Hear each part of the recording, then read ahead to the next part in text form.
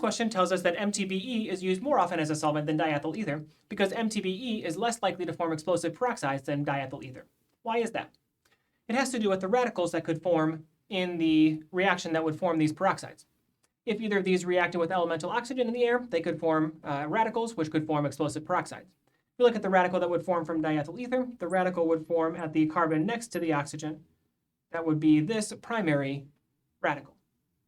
If we look at the radical that could form with MTBE, on the left side we have a tertiary carbon that doesn't have any hydrogens of its own. So there's no hydrogen to remove from this carbon, and so there's actually no radical that can form on the left side of this oxygen. On the right side we have a methyl group. If we took one of those hydrogens, we could form a methyl radical. In terms of overall stability, a methyl radical is much less stable than a primary radical. So the methyl radical is less likely to form. There's no radical that could form on the left side of the molecule. And so because of the unlikely event that we would form a radical from MTBE, that's why we use it as a solvent more often than diethyl ether. The lack of radical formation process gives us a less chance of forming an explosive peroxide than diethyl ether.